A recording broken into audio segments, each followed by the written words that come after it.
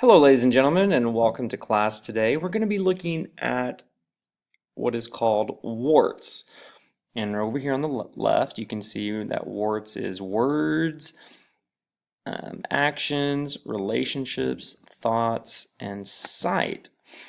So words, actions, relationships, thoughts, and sight. Okay? And so in order to do that, we're going to be looking at this character called Shrek that many of us are familiar with. And we're going to be watching a little bit of a trailer over here on the right-hand side from the movie Shrek. So first of all, let's take a look at the trailer and let's be thinking about how we can describe Shrek's actions as he relates to Donkey here. Let's watch. Unlikely hero.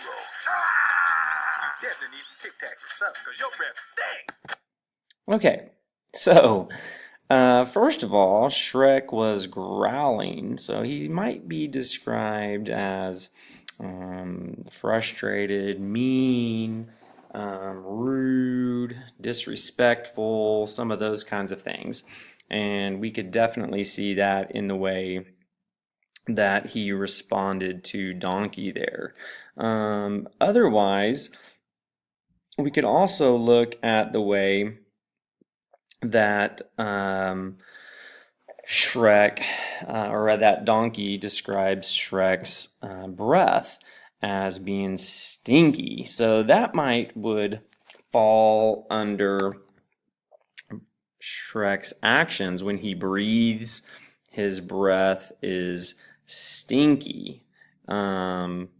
We could also say that the way that he relates to Donkey is probably rather rude or ugly due to the fact that he is growling at him. And next, what we want to look at is how could we describe Shrek based on his maybe some more of his relationships, maybe on his thoughts. So let's take a look at that. Rescues a fair princess. You didn't slay the dragon? It's on my to-do list. From a nasty villain.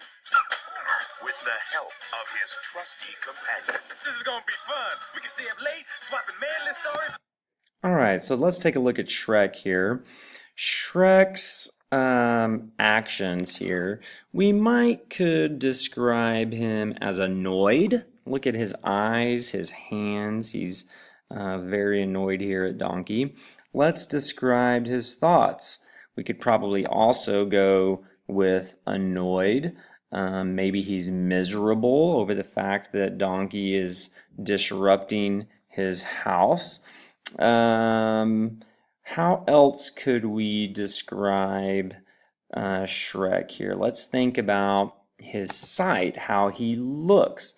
We might say that he is, muscular. We might say that he has large hands, that he has green skin, a large head, long, narrowish ears, those kinds of things.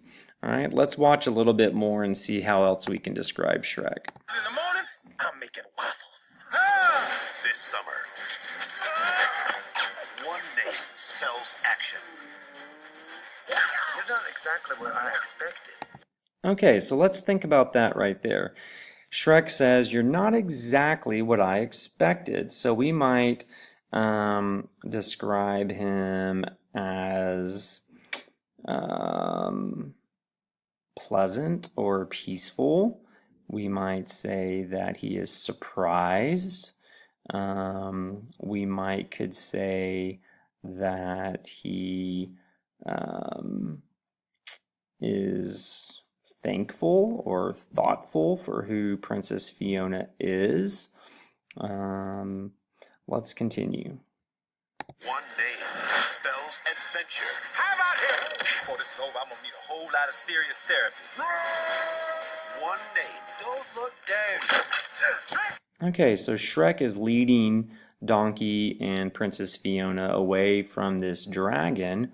We might call him a leader based on his relationships. We might call him cautious. He doesn't want Donkey to look down. Maybe we could say he's daring because he's risking his life to save Princess Fiona. All of these things would go into describing the warts of Shrek. Words, actions, relationships, thoughts, and sight. So as you go about today, I want you to think about describing Fred, Scrooge's nephew, in a way that we have seen in the play. So go ahead now, think about Fred, pull up the play, describe him based on what we know. Thank you.